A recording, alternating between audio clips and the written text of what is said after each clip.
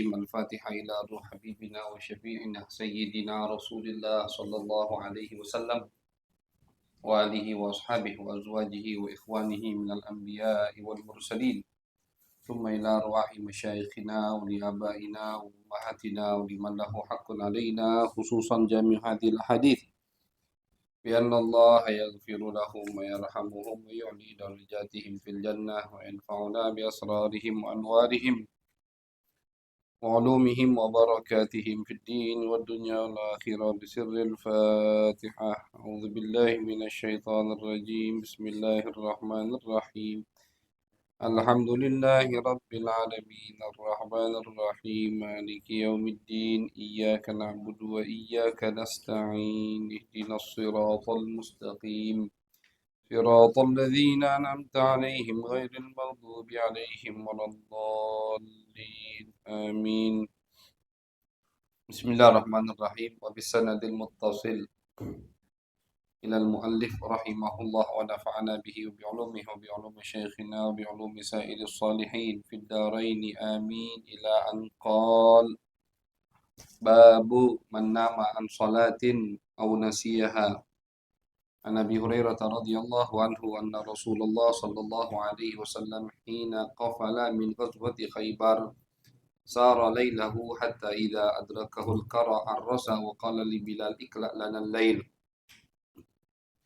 فصلى بلال ما قدر له ونام رسول الله صلى الله عليه وسلم وأصحابه فلما تقارب الفجر استند بلال إلى راحلته مواجه الفجر فغلبت بلالا عينه وهو مستند إلى راحلته فلم يستيقظ رسول الله صلى الله عليه وسلم ولا بلال ولا أحد من أصحابه حتى ضربتهم الشمس فكان رسول الله صلى الله عليه وسلم أولهم استيقاظا ففزع رسول الله صلى الله عليه وسلم فقال: أي بلال؟ فقال بلال: أخذ بنفس الذي أخذ بأبي أنت وأمي يا رسول الله بنفسك. قال: اكتادوا فاكتادوا رواحلهم شيئا ثم توضأ رسول الله صلى الله عليه وسلم وأمر بلالا فأقام الصلاة فصلى بهم الصبح فلما قضى الصلاة قال: من نسي الصلاة فليصلها إذا ذكرها فإن الله قال: أقم الصلاة لذكري. وكان ابن شهاب يقرأها للذكرى. وفي رواية فقال النبي صلى الله عليه وسلم: ليأخذ كل رجل برأس راحلته فإن هذا منزل حضرنا فيه شيطان. قال: ففعلنا ثم دعا بالماء فتوضأ ثم سجد سجدتين ثم أقيمت الصلاة فصلى الغداء. وعن أنس بن مالك رضي الله عنه قال: قال رسول الله صلى الله عليه وسلم: إذا رقد أحدكم عن الصلاة أو غفل عنها فليصليها إذا ذكرها فإن الله تبارك وتعالى يقول: أقم الصلاة لذكري. Nah, jadi ini hadis ada beberapa masalah di hadis ini, antaranya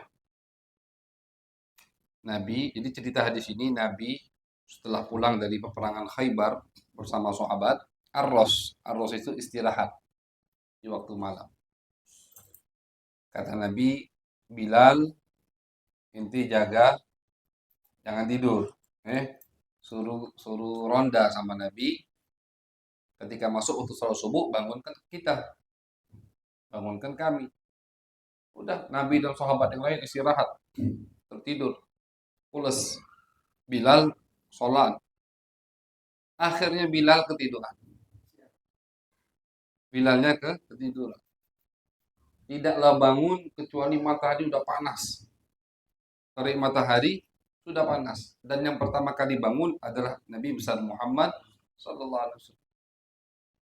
Ini kronologinya atau ceritanya. Akhirnya kata Nabi, Bilal, Bilal, ya Rasulullah, ana juga ketiduran. Minta maaf. Ya sudah kata Nabi, pindah dulu kita. Ini tempat ada setannya. Pindah, setelah pindah baru Nabi suruh sahabat duduk dan Nabi bersama sahabat mengqadha salat tersebut, salat subuh. Pembahasan pertama terkait hadis ini itu bagaimana, mungkin ada yang bertanya, bagaimana Nabi bisa ketiduran sehingga meninggalkan sholat subuh. Nah, ini kalau orang yang tidak paham, seakan-akan mau bela Nabi, mau bela Nabi, oh berarti hadis di Muslim ini dhaif atau maudhu, palsu ini hadis. Sembarangan memalsukan hadis. Kenapa? Karena bertentangan. Nabi kan tidak mungkin ketiduran sampai meninggalkan sholat. Di hadis lain Nabi nyebutkan bahwasanya yang tidur itu mataku, hatiku tidak tidur, kata Nabi Muhammad. Loh bagaimana ini? Berarti ini hadis apa namanya, mencoreng nama baik Nabi, menjatuhkan martabat Nabi. Hadis ini palsu. Ada kelompok seperti itu yang gampang memalsukan hadis Nabi karena pemahaman mereka yang dangkal. Pemahaman mereka yang dangkal, pemahaman mereka yang sempit, sehingga dikit-dikit hadis Nabi dipalsukan. Tidak pandang bulu. Mau hadis ini di Bukhari, di Muslim, di kitab-kitab yang mu'tamad, yang sahih, pokoknya kalau tidak pemahaman mereka palsu. Ada seperti itu, kelompok itu. Jangan dikira ada ada. Ketika mereka dengar Nabi pernah disihir, kok Nabi disihir? Sedangkan di Al-Quran Allah mengatakan wallahu ya'simuka minan nas. Allah menjagamu wahai manusia dari umat manusia. Menjagamu wahai Muhammad dari umat manusia. Kok Nabi disihir? Bukhari ini ngawur. Itu hadis palsu, hapus. Itu seakan-akan ingin membela Nabi, tapi hati-hati. Niat jahat terselubung dari apa namanya, dari gaya atau penampilan tersebut. Ini biasanya dari orientalis. Biasanya dari mustasyriqun, orientalis yang apa namanya, mendoktrin umat Islam, ulama-ulama dari umat Islam, mereka doktrin dengan bulu atau dengan tameng, ingin melindungi Islam, ingin mengangkat martabat Nabi Muhammad SAW, tapi niatnya ingin merobohkan pondasi-pondasi Islam. Kalau orang yang awam atau yang tidak ngerti ketika dengar ocehan mereka, oh iya, benar juga. Nabi masa disihir. Ini misalkan hadis ini aja, tidak usah bahas itu, panjang nanti kalau bahas sihir. Masa Nabi sampai ketiduran meninggalkan sholat subuh. Nah, ini sembarangan Imam Muslim ini. Ini hadis palsu berarti. Benar tuh omongan kelompok tersebut. Tidak mungkin. Kita kan harus memuliakan Nabi. Kita harus mensucikan Nabi. Nabi itu manusia sempurna. Nah, apa namanya, tamengnya ingin mengagungkan Nabi, ingin membela Islam, tapi di dalamnya niat mereka ingin merobohkan kepercayaan umat dengan kitab-kitab yang sudah disepakati oleh ulama dari setiap generasi. Ketika umat tidak percaya dengan Bukhari Muslim, sudah, nggak percaya dengan kitab apa lagi. Kalau umat Islam meragukan hadis-hadis di Sahih Bukhari Muslim yang beberapa generasi, setiap dari ulamanya mengatakan Bukhari Muslim kitab yang paling sahih, Bukhari Muslim kitab yang paling sahih. Jadi kesahihan Bukhari Muslim itu bukan hanya dari penilaian yang mengumpulkan hadis, salah. Kalau kita Bukhari Muslim kitab yang paling kuat karena penilaian Bukharinya atau Muslimnya, salah, bukan dari situnya. Bukhari Muslim bisa menjadi kitab yang paling muktamad karena penilaian ulama di setiap generasi. Bukan hanya Bukhari. Kalau misalkan Bukhari Muslim, apa bedanya dengan Tirmizi? Kenapa hanya Bukhari? Kenapa tidak Tirmizi? Nah, jadi bukan karena dari hanya penilaian Bukhari Muslim, bukan. Iya, bukan dari pengklaiman pribadi, bukan. Tapi dari pengakuan ulama di setiap generasi. Generasi Bukhari Muslim, angkat tangan. Luar biasa ini kita. Generasi berikutnya juga begitu. Generasi terus. Karena generasi-generasi ini, makanya Al-Imam Ibnu Salah dalam kitab Muqaddimah beliau mengatakan hadis yang di Bukhari Muslim itu sahihnya qat'iyyut thubut. Qat'iyyut thubut itu 100% inti harus yakin itu dari Nabi yang di Bukhari Muslim. Sama kayak hadis mutawatir. Padahal di Bukhari Muslim tidak semuanya hadis mutawatir. Jadi hadis satu di Bukhari Muslim yang sahih itu sama kayak sanad mutawatir. Mutawatirnya bukan dari pemahaman ilmu hadis, bukan, tapi dari kitab bab mutawatir, bukan, tapi mutawatirnya itu dari setiap generasi menerima dan mengatakan semua yang di Bukhari Muslim itu sahih. Berapa abad itu? Dua tiga abad atau di abad kita sekarang muncul suara-suara ingin merobohkan kepercayaan yang sudah dipercayai, sudah dianut, sudah diyakini oleh umat Islam berabad-abad. Dengan tameng membela Islam. Dengan tameng mengagungkan Nabi besar Muhammad SAW. Dengan tameng mensucikan Nabi. Tak mungkin Nabi lupa ketiduran sampai meninggalkan sholat subuh. Sudah, berarti ini hadis palsu, hapus. Begitu. Akhirnya satu hadis. Ada masalah lain lagi, masalah sihir. Hadis kedua, akhirnya lama kelamaan kepercayaan umat kepada kitab-kitab yang sudah disepakati oleh ulama dari generasi-generasi sebelumnya roboh, tidak kokoh, sudah gampang untuk dirusak. Ini pemahaman orientalis. Pemahaman seperti ini, makanya mereka itu bahkan ulama-ulama yang terbawa dengan pemahaman mereka itu di kitab-kitabnya luar biasa, terselubung niat jeleknya di dalam, jadi dibungkus dengan bungkus yang begitu indah, cantik, sehingga yang baca kadang tidak sadar di dalam bungkus tersebut ada niat jelek, ada niat jahat. Itu dari oleh hadis. Jadi itu hadis pertama, pembahasan pertama dari hadis ini, bahwasanya Nabi Muhammad ketiduran. Jadi padahal kalau kita baca syarah ulama, gampang untuk memahaminya. Simple. Kok Nabi ketiduran sampai meninggalkan sholat subuh? Emang boleh? Bisa. Masuk akal enggak ini terjadi? Masuk akal. Boleh, jadi boleh. Gampangnya ini, makanya Al-Faqih belum baca syarahnya saja kita udah bisa tahu. Nabi musyarri. Nabi itu mensyariatkan hukum. Makanya Allah tidurkan Nabi besar Muhammad SAW agar Nabi ketiduran, meninggalkan sholat subuh, habis itu Nabi qadha, biar apa? Biar jadi dalil buat kita kalau ketinggalan sholat harus di qadha. Ini makanya ini jawaban buat kelompok yang sebelahnya lagi yang mengatakan tidak ada qadha sholat. Kayak Allah alam itu pemahaman dari mana? Wallahu a'lam. Sampai ada yang ngomong kalau meninggalkan sholat tidak wajib kok. Jelas-jelasan Nabi ngomongin. Man nasiyas sholata fal yusalliha idza dzakaraha. Kata Nabi, barang siapa yang lupa sholat, maka sholatlah ketika kalian mengingatnya. Harus dibayar. Harus dibayar. Jadi kenapa Nabi sampai ketiduran? Nabi musyarri. Bahkan ini salah satu pahala yang beliau dapatkan dari Allah. Maka Nabi melarang atau tidak menganjurkan kita minum berdiri, tapi Nabi pernah minum berdiri. Nabi tidak menganjurkan, kita buang air kecil berdiri. Nabi pernah buang air kecil berdiri.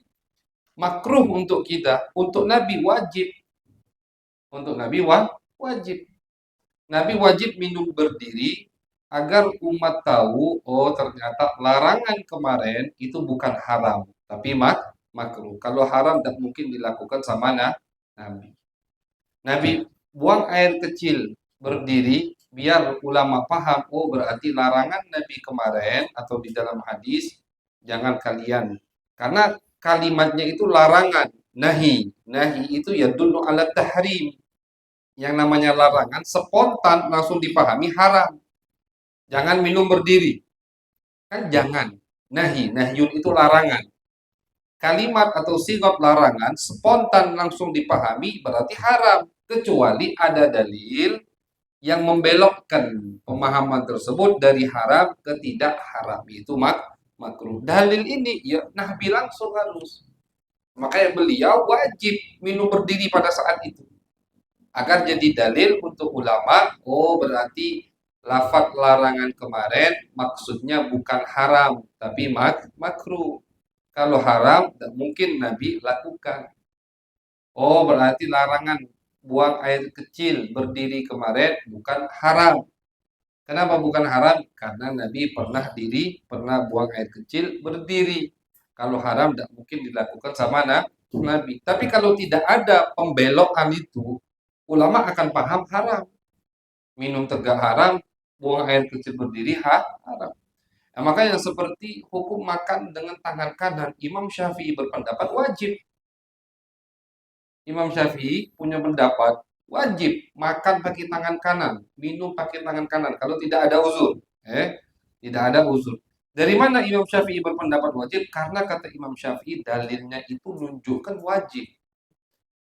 Nabi sampai doakan ketika ada satu orang makan tangan kiri, kata Nabi, makan dengan tangan kananmu. Kata orang tadi, tidak bisa, tangan kanan aku lagi tidak bisa. Munafik.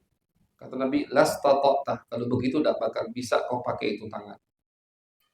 Akhirnya langsung seketika tangannya lumpuh. Karena kita dikualat sama Nabi. Nah, kata Imam Syafi'i, ini perkara, tidak mungkin perkara yang sepele. Sampai Nabi begitunya. Dan tidak pernah Nabi makan pakai tangan kiri. Akhirnya menurut Imam Syafi'i, makan pakai tangan kanan, minum pakai tangan kanan wajib. Ini pendapat Imam Syafi'i. Hukumnya wajib. Bukan sunnah. Karena larangan-larangan yang tadi. Makanya kenapa Nabi minum berdiri? Nabi pernah buang air kecil berdiri agar jadi dalil bahwasanya hal-hal tersebut tidak haram. Nabi ketiduran biar jadi uswah, qudwah buat suri tauladan, contoh dalil buat umat yang ketiduran. Nah, makanya hukumnya ulama mengatakan orang yang tidak sengaja ketiduran meninggalkan sholat tidak dosa. Dia tidur tepat waktu, bukan macam zaman sekarang begadang sampai jam 4. Jam 4 baru tidur. Jangan harap bangun main game budak lu. Jam 3, jam setengah 4, 1 jam lagi azan, ngantuk, ngawuk-ngawuk. Setan memang datang. Kenapa tidak datang jam 2 tadi? Jangan, masih asik jam 2 terus, masih lama subuh. Terus mainlah sampai jam 4, setengah jam lagi. Coba perhatikan kalau kita begadang, yang ronda-ronda itu. Paling ngantuk pas deket-deket subuh.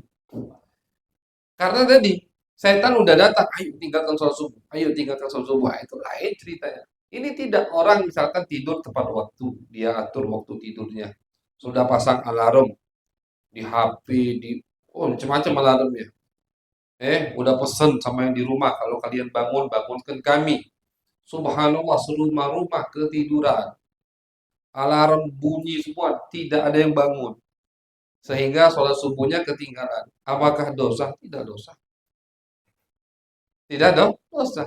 Karena ketiduran. Dan memang tidak disengaja ketidurannya itu. Tidak dosa. Seperti Nabi Muhammad dan sahabat. Bayangkan habis perang Khaybar. Perang Khaybar itu Nabi ngepungnya saja puluhan hari. Dan bukan satu benteng yang Nabi perangi. Benteng ini jatuh, maju lagi, ada benteng lain lagi jatuh, maju lagi terus. Berapa hari melawan Yahudi. Terakhir peperangan Nabi melawan Yahudi di peperangan Khaybar. Di tempat yang bernama Khaybar. Nah, pulang dari Khaybar inilah terjadi kejadian tersebut. Nah, jadi Nabi sengaja Allah tidurkan, dan ketidurannya Nabi itu rahmat untuk kita. Ketidurannya Nabi syariat untuk kita, hukum untuk kita, dalil untuk kita. Sehingga ketika orang dari salah satu dari umat Nabi Muhammad ketinggalan sholat tanpa disengaja, ada panutannya dari Nabi Muhammad Sallallahu Alaihi. Kan kalau gini enak dicerna, semuanya bisa dipahami. Apakah ada pertentangan? Tidak ada, kan sudah kita pahami. Nah, jadi orang yang suka memaudukan, memalsukan sembarangan hadis karena tidak bisa dia pahami, itu berarti pemahamannya yang dangkal, pemahamannya yang sempit. Selagi hadis itu sahih, tidak mungkin bertentangan.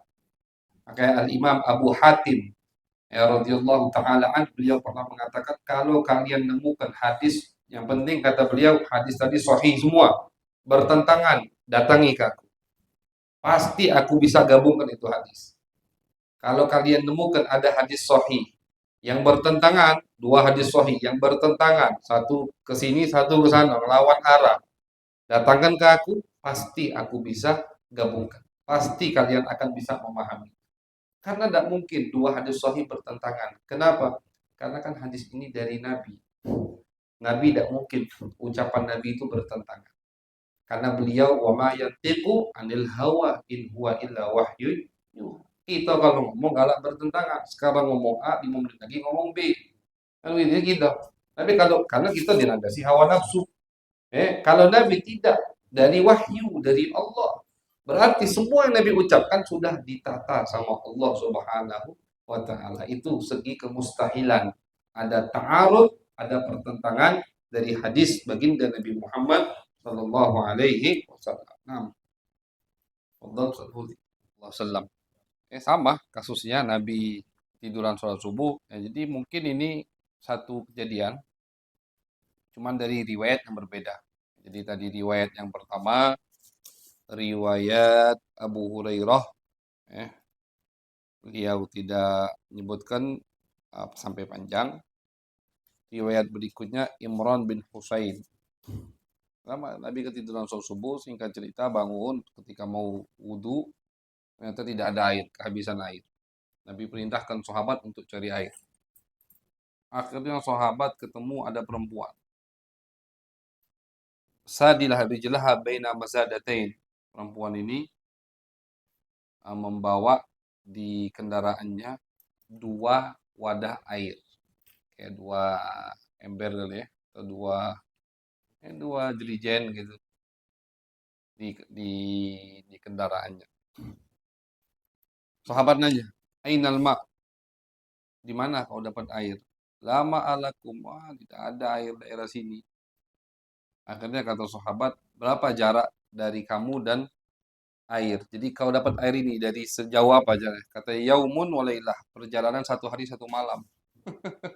1 hari 1 malam. Berarti berapa jam? Naik keledai atau naik kuda misalkan. 1 hari 1 malam, baru kau bakal ketemu air. Aku dapat air ini 1 hari 1 malam perjalanan. 24 jam. Akhirnya kata sahabat tadi sudah sini. Adab Rasulullah dulu. Apa Rasulullah? Oh, udah ngadep dulu akhirnya. Dibawa ke Nabi. Ditanya sama Nabi. Udah kata Nabi, aku pinjem airmu. Air yang kau bawa itu aku pinjem. Nah, kalau di sini faunih famajjah. Nabi meludah di air tersebut. Kalau di tadi kita bahas di Jami Adha, ya kan, mukjizat tangan Nabi. Tangan Nabi pernah mengeluarkan air. Kalau ini tidak, Nabi meludah di air tersebut di 2 dirijen tadi diludai sama Nabi. Kemudian Nabi perintahkan sahabat untuk minum sampai kenyang. Isi galon-galon kalian, isi semua. Dari dua dirijen tadi. Kata Imran bin Husain, wa nahnu arba'una rajulan. Oh, afwan, berarti ini kayaknya cerita lain ini. Soalnya kalau di Khaybar, Nabi waktu Khaybar bawa lebih dari 1.000, ribuan pasukan yang dibawa sama Nabi. Ini 40 orang. Kata Imran bin Husain, kami waktu itu 40 orang, itoshun, aus lagi nih. Di tengah gurun pasir, panas, kehausan, 40 wong. Wah, itu minumnya sebanyak apa kan itu. Kemudian kami minum sampai kami kenyang. Dan hanya minum langsung, kami isi wadah di dijen kami. Persiapan untuk melanjutkan jalan sampai penuh semua. Dan sampai di situ, yang punya mandi wajib, mandi wajib. Karena ada sahabat yang junub. Mandi dari air dirijen tadi. Setelah semua selesai, akhirnya kata Nabi, Nabi tidak mungkin minta tolong sama orang tidak ngebales. Nabi suruh sahabat mengumpulkan kurma-kurma, ditaruh sama roti-roti, ditaruh di wadah sama Nabi, Nabi kasihkan ke perempuan tadi. Idhabi fa'at'imi hadha iyalak. Nah, baliklah kata Nabi, pulanglah, kasih makan keluargamu ini, hadiah dari Nabi. Wa'alami anna lam narza' bin ma'ik. Kau lihat kan, airmu tidak berkurang. Jadi airnya tidak berkurang sama sekali. Bahkan kata sahabat, airnya itu bukan hanya tidak berkurang, airnya itu makin banyak bertambah. Jadi air itu masih sampai ngeluber, bekas diludahi sama Nabi. Airnya sampai ngeluber, dipakai minum 40 orang, isi persiapannya. dan ada yang mandi wajib, airnya ngeluber. Si kata Nabi, jadi ini balasan untuk jasa kau minjemkan air tadi. Nah, tapi lihat airmu udah berkurang kata Nabi, bahkan sampai nguber-nguber. Pulang perempuan ini, ketika pulang kata dia, aku ketemu orang yang paling sakti. Atau dia nabi, seperti yang diyakini oleh pengikut-pengikutnya. Fahadallahu dzalika sirm bitilkal mar'ah. Tapi riwayat ini menyebutkan perempuan tadi dapat hidayat. Akhirnya penasaran kabilahnya siapa orang tersebut. Mereka cari, akhirnya masuk Islam, iman kepada Nabi Muhammad sallallahu alaihi wasallam. Jadi ini termasuk mukjizat Nabi Muhammad sallallahu alaihi wasallam. Ya, jadi ini cerita lain dari hadis Abu Qatadah tadi. Lain dari hadis Abu Hurairah. Cerita lain ini. Artinya apa? Artinya berarti bukan sekali Nabi ketiduran sehingga meninggalkan sholat subuh. Bukan sekali. Ini di perjalanan Nabi Muhammad Shallallahu Alaihi Wasallam. Nah, itu sholat 4 rakaat dikurangi jadi 2. Yang bisa dikosor hanya sholat yang 4 rakaat jadi 2. Khilaf ulama, ada yang sebagian pendapat mengatakan wajib. Kalau sudah safar, wajib kosor. Ini pendapat Al-Imam Abu Hanifah. Wajib. Ada sebagian pendapat, jumhurul ulama mengatakan tidak wajib. Hanya dianjurkan. Sedekah, kata Allah, pemberian. Kata Nabi, pemberian dari Allah. Maka terimalah hadiah dari Allah. Pemberian dari Allah. Ini dari Hafs bin Asim, beliau mengatakan, aku selalu bersama Abdullah bin Umar. Aku bersama Abdullah bin Umar di jalan Mekah. Fasalla lana dhuhra rak'atain. Abdullah bin Umar salat zuhur 2 rakaat. Kemudian aku tanya kepada Abdullah bin Umar, kenapa kamu sholatnya 2 rakaat? Kenapa kosor? Kenapa ada itmam? Kata Abdullah bin Umar, ya benar akhi, inni sahibtu Rasulullah fis safar. Falam yazid ala rak'atain hatta qabadahullah. Aku ini istilahnya selalu sama Nabi ketika di tengah perjalanan. Tidak pernah Nabi lebih sholat di tengah perjalanan lebih dari 2 rakaat. Kosor terus. Kemudian aku selalu bersama Abu Bakar di tengah perjalanan, di safar. Sama, Abu Bakar juga begitu. Aku selalu bersama Umar, bersama Utsman. Mereka semua ini di tengah perjalanan tidak pernah lebih dari sholat, tidak pernah kalau sholat tidak pernah lebih dari 2 rakaat. Artinya kosor terus. Nah, dari hadis-hadis inilah Al-Imam Abu Hanifah punya pendapat kosor itu wajib. Karena tidak pernah memang dalam riwayat Nabi sholat 4 rakaat ketika fis safar.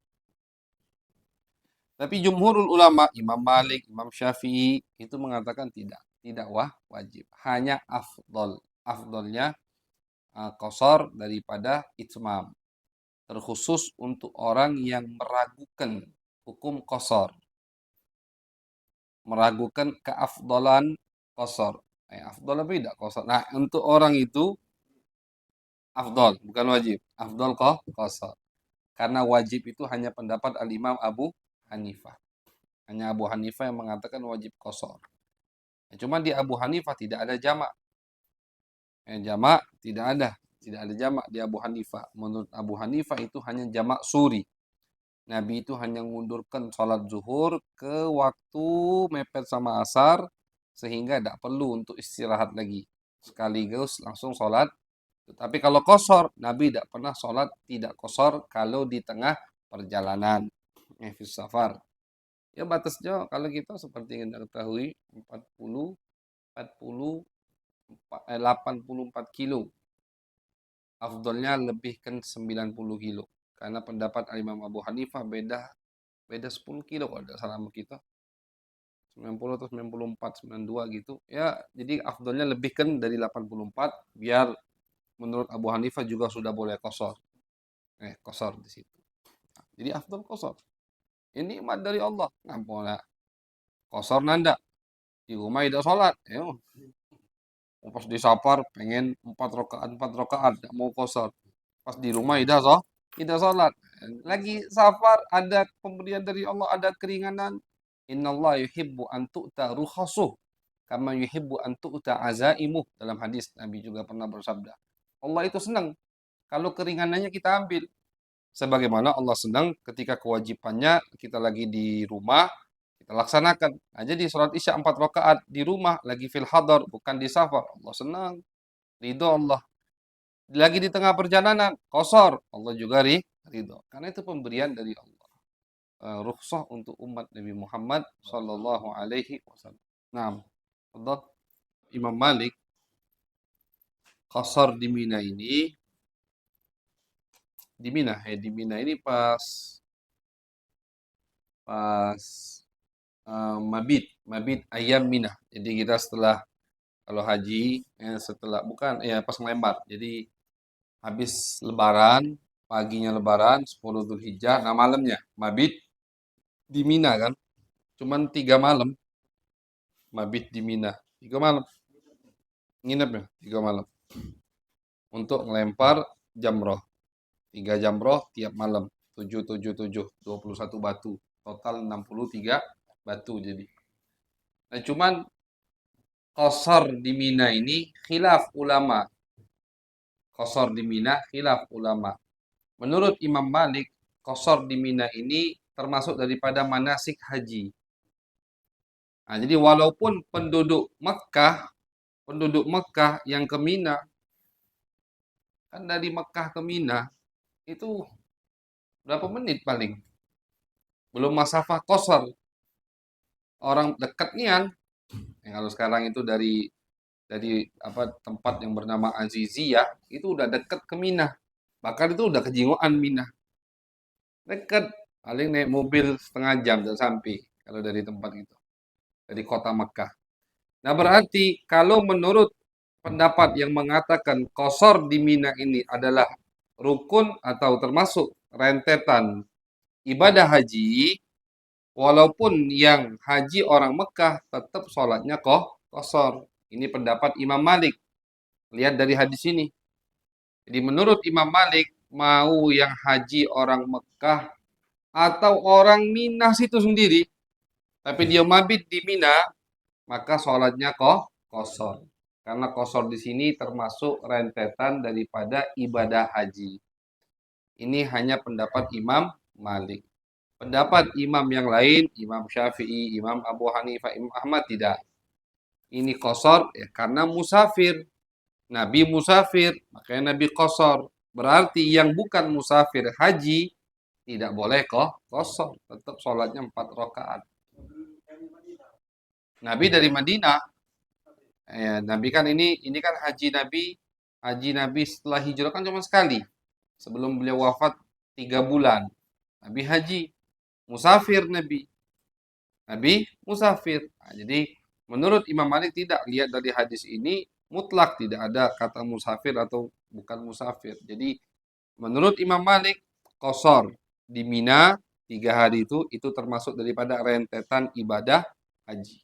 Menurut ulama lain tidak. Kalau dia musafir qasar, kalau dia tidak musafir dari Mekah maka dia tidak qasar. Tetap ijma. Nah, fi jawazit tanafful ala rahila lil musafir kibala ay wajhin tawajjaha ba'da syuru' fiha. Imam Qurtubi mengatakan tidak ada khilaf di antara ulama bahwasannya salat sunnah di tengah perjalanan itu boleh di atas kendaraan. Ngadep kemana saja. Walaupun tidak ngadep kiblat. Nah, cuman di pendapat atau di mazhab Imam Syafi'i harus ngadep kiblat ketika iftitah, takbir. Jadi pas mau takbir, ngadep kiblat. Pas mau takbir, ngadep kiblat. Ngadep kiblat dulu, Allahu Akbar. Nah, habis sudah. Setelah ngadep kiblat, ngebelakangi kiblat, nyamping, pokoknya bebas sampai salam. Sholat sunnah. Di sini Nabi sholat sunnahnya witir. Witir. Pokoknya semua sholat sunnah boleh. Selain sholat fardu tentunya. Sholat wajib harus ngadep kiblat. Rawatib. Rawatib qabliyah, ba'diyah, witir. Kan witir itu kalau dari segi kesunahan witir itu di atas rawatib. Karena ada pendapat yang mengatakan witir itu wajib. Di mazhab Abu Hanifah witir itu wajib. Kenapa? Karena tadi pemahaman Abu Hanifah dari dalil hadis Nabi. Man lam yutir falaysa minna. yang tidak sholat witir bukan termasuk dari golongan kami, kata Nabi. Wah, ini kan ancaman.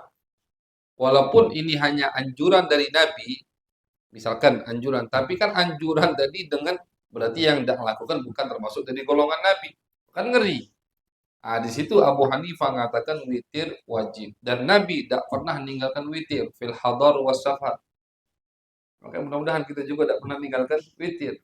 Makanya di mazhab Abu Hanifah mereka yang ngikuti Abu Hanifah itu setelah sholat Isya, perhatikan di Masjidil Haram atau Masjid Nabawi langsung sholat lagi. Sholat witir itu karena witir wajib di mazhab mereka. Daripada nanti ketiduran, dan memang ada dua metode dari Nabi Muhammad. Abu Hurairah kata Nabi, kata Abu Hurairah, "Ausani khalili bi thalath." Aku dikasih wasiat oleh Khalil. Khalil itu kekasihku. Nabi Muhammad SAW dengan tiga. Salah satunya an utira qabla an anam. Aku salat witir sebelum tidur. Ini bagi yang misalkan capeknya hari ini, ragu besok bisa bangun enggak sebelum subuh. Karena salat witir kan waktunya ba'da sholatil isya ila waktu subuh. Setelah sholat isya, bukan azan isya. Beda ya. Setelah sholat isya. Jadi kalau kita jamak takdim sholat isyanya di waktu maghrib kita udah sholat isya, boleh kita langsung witir walaupun belum azan isya. Jamak takdim kita musafir maghrib kemudian langsung sholat isya di waktu maghrib langsung sholat witir boleh tidak? Boleh, karena waktu sholat witir maksudnya setelah sholat isya. Tapi misalkan sekarang hampir jam 10 kita belum sholat isya, boleh tidak sholat witir? Belum masuk waktunya. Sholat isya dulu, baru sholat witir. Sudah sholat isya. Nah, sampai apa? Sampai waktu sholat subuh. Nah, jadi yang takut tidak bangun sebelum sholat subuh, waktu sholat subuh ya witir sebelum tidur. Seperti yang dilakukan oleh Abu Hurairah dan dilakukan oleh Sayyiduna Abu Bakar As-Siddiq.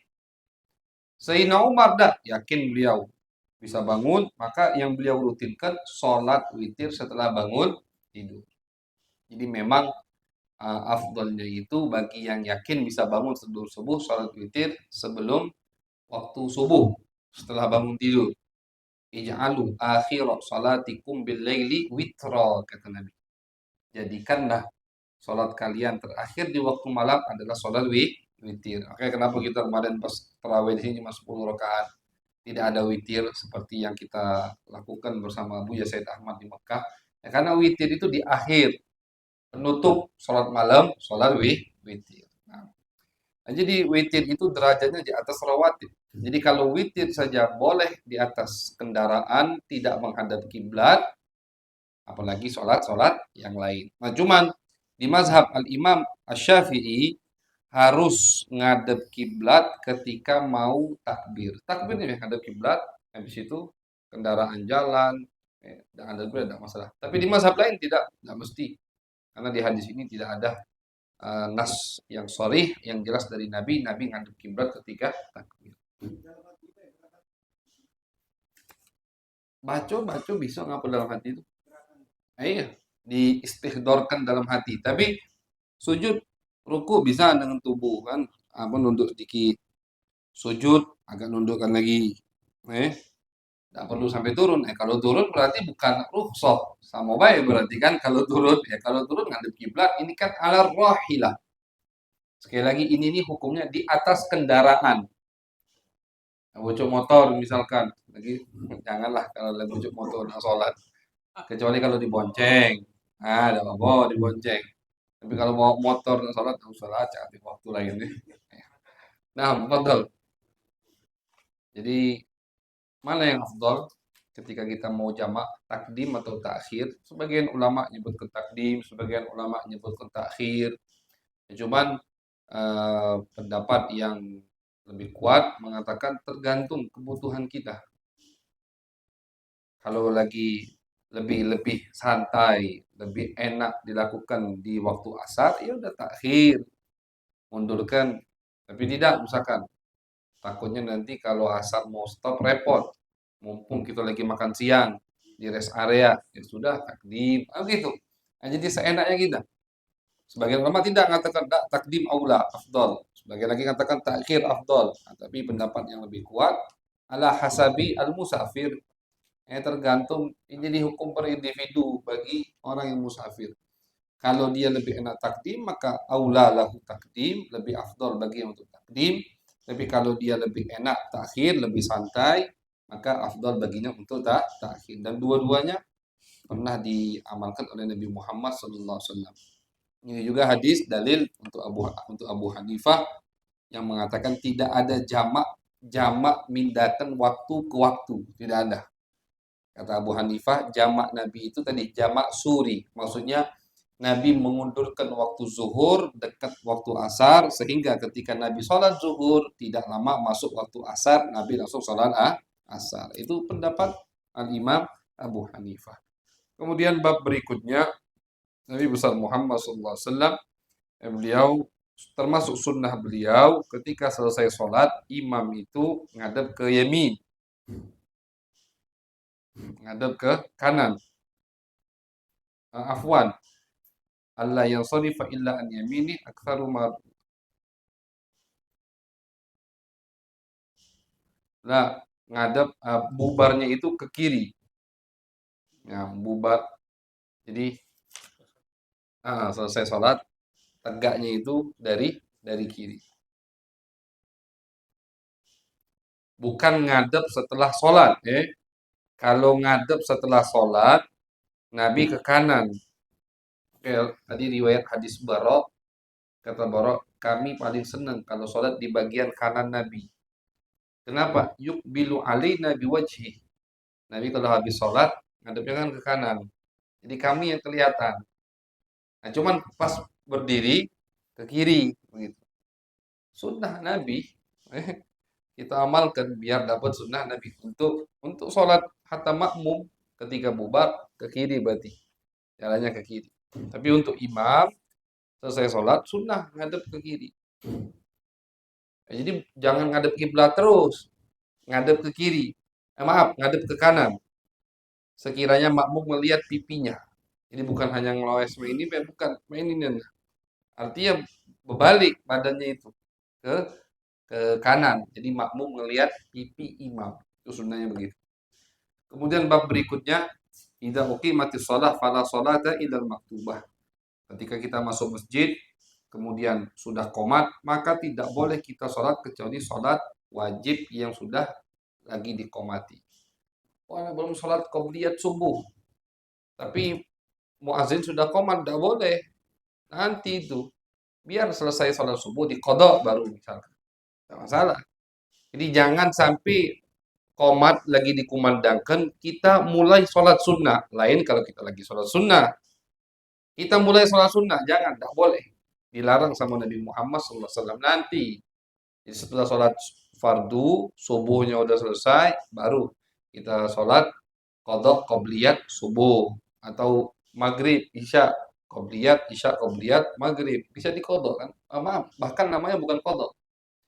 Qobliyah itu tetap adaan walaupun sholatnya sudah dilaksanakan. Kapan masuk waktu qobliyah? Sebelum sholat tersebut. Kapan masuk qobliyah zuhur? Pas azan zuhur. Pas azan zuhur masuk waktu 2 rakaat sebelum sholat zuhur. Keluarnya kapan? Keluarnya setelah keluar waktu sholat zuhur. Jadi orang yang melaksanakan qobliyat zuhur setelah sholat zuhur itu namanya tetap ada, bukan qadha. Qobliyat zuhur atau ya qobliyat zuhur lah paling gampang. Qobliyah zuhur kan yang muakkad 2 rakaat, yang ghairu muakkad 2 rakaat, jadi 4. Nah, 4 ini kita lakukan setelah sholat zuhur, itu namanya tetap ada. Bukan qadha, bukan di luar waktunya, tetap kita masih di waktunya. Nah, jadi kenapa harus buru-buru ketika udah qomat kita mau sholat qobliyah? Kadang orang nggak paham atau tahiyatul masjid. Nah, anak belum tahiyatul masjid, ente sholat fardu itu udah sekalian include tahiyatul masjid. Sudah masuk, kalian sepaket jadi. Tidak perlu. Apa guna dari tahiyatul masjid? Jangan sampai kita masuk masjid, duduk tanpa sholat. Ini kan ketika kita masuk, sudah qomat. Atau ketika kita masuk, kadang jam itu kan udah 30 detik lagi. Kita masuk, mau sholat. Nanti makmum yang lain nunggu, kesian. Kita yang telat. Ya sudah, ada usah sholat. Tegak weh, nunggu imam maju, takbir. Sholat kita itu sudah termasuk tahiyatul masjid. Nah, jadi jangan, oke udah buru-buru pusat masjid. Enggak. Jadi tidak khusyuk juga lah tuh. Oh, kacang-kacau sholatnya. Itu tidak dianjurkan, ditunggu lagi. Orang ngelotok kalau di belakang, ah, ini telat gara dia misalkan. Nah, kan jadi bahan omongan. Jangan, sudah tunggu imam maju, langsung sholat sama imam. Sudah termasuk sholat tahiyatul masjid. Nah, betul. Sholat duha sunnah. Nah, cuman ada riwayat Siti Aisyah menafikan Nabi sholat duha. Kata Siti Aisyah, "Ma ra'aitu Rasulullah sallallahu alaihi wasallam yusalli subhata duha qattu wa inni la usabbihuha." Aku tidak pernah lihat Nabi sholat duha, tapi aku sholat. Nah, bagaimana Siti Aisyah sholat duha tapi Nabi tidak pernah sholat? Nah, berarti nafi di sini bukan nafi, Nabi tidak menganjurkan sholat duha. Apa yang dinafikan oleh Siti Aisyah? Amin. Jadi kan konteks hadisnya kata Nabi, kata Siti Aisyah, aku tidak pernah lihat Nabi sholat duha, tapi aku melakukannya. Ya, Siti Aisyah dari mana kalau bukan dari Nabi? Kan tidak boleh bid'ah dalam ibadah. Tolalah man ahdatsa fina ma laysa minna fahuwa bid'ah. Eh, atau kama qala, tidak boleh kita ini mengada-ngada dalam hal-hal yang berkaitan dengan ibadah. Tidak ada sholat sunnah dari Nabi, disunnah-sunnahkan. Siapapun tidak boleh, walaupun sahabat. Berarti yang dinafikan Siti Aisyah apa? Sebagian ulama mengatakan yang dinafikan Siti Aisyah apa yang dilakukan oleh tabi'in, ngumpul di masjid bareng-bareng sholat duha. Itu tidak pernah Nabi. Jadi penafiannya itu seperti sholat terawih. Nabi tidak pernah ngumpul sholat duha. Tidak pernah maksudnya ngumpul di masjid, bukan jamaah, rame-rame di masjid. Kalau berjamaah jelas tidak ada sunnahnya dari Nabi, itu jelas ya. Ngumpul di masjid, rame-rame sholat duha. Itu di waktu tertentu. Itu bukan bukan yang disunahkan sama Nabi. Itu yang dinafikan sama Siti Aisyah. Nah, dalilnya riwayat hadis 60, hadis setelahnya dari Mu'azah. Mu'azah ini muridnya Siti Aisyah. Mu'azah bertanya kepada Aisyah, berapa rakaat Nabi sholat duha? Qalat arba'a rakaat, 4 rakaat. Wa yazidu masya, tapi kadang ditambahi sama Nabi. Nah, jadi dalam memahami satu masalah dari hadis, tidak cukup kita cuma tahu satu hadis ini sering kita ulang ya. Tidak cukup. Kalau orang cuma tahu hadis Siti Aisyah yang nomor 603 ini, oh berarti sholat duha itu tidak kati. Wah, kita sesat selama ini. Padahal hadis-hadis yang lain dari sahabat yang lain, hadis dari Siti Aisyah sendiri mengatakan Nabi kadang sholat 4 rakaat. Dari Ummu Hani ini misal Nabi. Ummu Hani binti Abi Talib, saudarinya Sayyiduna Ali. Pernah dilamar sama Nabi tapi ditolak. Kata Ummu Hani, ya Rasulullah, anak-anaknya banyak, jangan repoti antum. Tidak diterima lamaran Nabi Muhammad SAW. Sepupu Nabi, Ummu Hani. Ummu Hani ngelihat Nabi sholat duha 8 rakaat. Hadis berikutnya, Abi Darda, Abu Hurairah, Abi Dzar. Nah, ini kan banyak hadis dari sahabat yang menisbatkan sholat duha. Jadi walaupun misalkan Siti Aisyah menafikan betul yang dinafikan sholat duha, maka hadis beliau tentu dibantah oleh hadis sahabat-sahabat yang lain. Ya, padahal Siti Aisyah bukan menafikan sunnah sholat duhanya, tapi model macam kamu sekarang ini, kata Siti Aisyah, tidak pernah dilakukan sama Nabi. Bukan artinya Siti Aisyah menyesatkan mereka, tapi Nabi bukan seperti ini kalau sholat duha. Persis seperti sholat tarawih lah kasusnya. Tetap jadi sunnah sholat duha, pahalanya besar. Dalam hadis Nabi bersabda, setiap pagi kita ini harus sodako, sedekah persendian kita ini. Ya, 300 lebih. 360. Mengucapin alhamdulillah, alhamdulillah. Salat 2 rakaat selesai.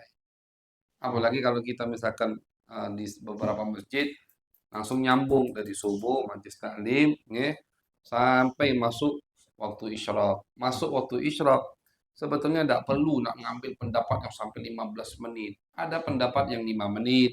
Setelah waktu ada pendapat yang katakan 2 menit. Tergantung. Jadi kalau misal biar kita dapat pahala, kadang ada orang yang terlalu ngambil 15 menit. Kelamuan. Akhirnya balik ke rumah, lupa sholat. Lah di rumah. Yang di rumah bawa celimpungan dulu. Lupa sholat. Model aja dimakan.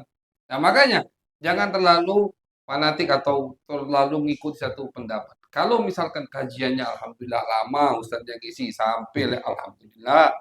Tapi kalau misalkan 5 menit baru lewat, dah apa untuk sholat. Karena pahalanya besar dari Nabi. Selagi habis sholat subuh berjamaah, dilanjutkan dengan zikir, dilanjutkan dengan hal-hal yang tidak melalaikan. Sampai waktu isyraq, kata Nabi. Kemudian dia sholat 2 rakaat, maka dia mendapatkan pahala haji umroh bersamaku. Tamatain, tamatain, kata Nabi. Tidak dikurang-kurangi, sempurna, sempurna pahalanya, kata Nabi. 2 rakaat cuman. Pahalanya sholat haji umroh bersama Nabi. Luar biasa kan? Pahalanya besar kan? Cuma boleh, cuman itu dibahas sama ulama. Apakah mesti kita di masjid duduk atau kita misalkan ada kegiatan, ada aktivitas, tapi kita tidak lalai. Kita lanjutkan dengar wirid, dengar zikir sampai dapat tetap. Tapi tetap yang afdol tetap di masjid. Hmm. Oh, jelas kalau itu tidak mesti di masjid. Jadi yang dimaksud Nabi bukan hanya dapat pahala itu orang yang sholat berjamaah di masjid, maksud antum tidak. Yang di rumah juga madama fi musallahu, selagi dia masih di tempat sholatnya. Nah, itu dibahas sama ulama. Bagaimana orang yang sholat di masjid tapi habis itu balik ke rumah. Itu yang dibahas sama ulama. Kalau kita sholat dari awal di masjid, kita zikir sampai isyraq, jelas dapat itu. Yang jadi pembahasan ulama itu kalau sholatnya di satu tempat, kemudian selesai sholat dia bubar, pulang ke rumah. Dapat enggak? Misalkan nunggu isyraq. Kalau dia lanjut zikir, lanjut pulang ke rumah, dia lanjut baca Quran, tetap dapat. Sampai waktu isyraq, sholat 2 rakaat, tetap dapat pahala tersebut. Akan sayang itu kalau ditinggalkan. Nah, bahkan sebagian ulama mengatakan, nah, kalau mau ngikuti yang 15 menit tadi untuk masuk waktu sholat duha, nah, baru udah kamu. Karena sholat duha sebagian ulama mengatakan bisa udah digabung masuk waktu isyraq, masuk waktu duha. Iya, bisa. Walaupun afdol sholat duha itu dilakukan ketika matahari lagi panas-panasnya. Terik matahari lagi panas-panasnya, itu waktu sholat duha yang paling afdol. Ya, mungkin jam 9 ya. Setengah 10 itu paling afdol. Sholat duha. Paling afdol sholat duha 8 rakaat. Paling banyak 12 rakaat. Kenapa paling afdol 8 rakaat? Karena itu yang dirutinkan sama Nabi Muhammad SAW. Paling banyak 12 rakaat. Paling sedikit 2 rakaat. Boleh. Iya, misalkan tadi habis majlis di masjid 2 rakaat dulu. Nanti pulang ke rumah 4 rakaat. Dicicil lah apa? Utangnya boleh bayar cicil. Boleh salat tak boleh cicil. Boleh, boleh. Nah, jadi yang penting jangan ditinggalkan salat duha. Nah, terus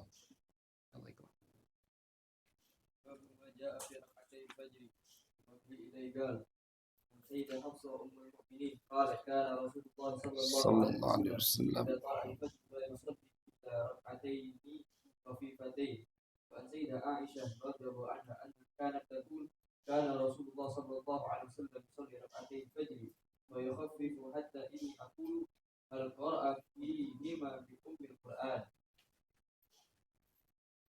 وعنها أن النبي صلى الله عليه وسلم لم يكن على شيء من النوافل أشد معاهدة منه على ركعتين قبل الصبح. وعنها عن النبي صلى الله عليه وسلم قال ركعة الفجر خير من الدنيا وما فيها. وفي رواية لهما أحب إلي من الدنيا جميعا. وعن سيدنا أبي هريرة رضي الله عنه أن رسول الله صلى الله عليه وسلم قرأ في ركعتي الفجر قل يا أيها الكافرون وقل هو الله أحد. وعن سيدنا ابن عباس رضي الله عنهما أن رسول الله صلى الله عليه وسلم كان يقرأ في ركعتي الفجر في الأولى منهما قولوا آمنا بالله وما أنزل إلينا الآية التي في سورة البقرة. وفي الآخر منهما آمن آمن الله آمنا بالله واشهد بأننا مسلمون. وفي رواية تعالوا إلى كلمات سواء بيننا وبينكم. خلاص. Allahu a'lam bishawab. Bismillah.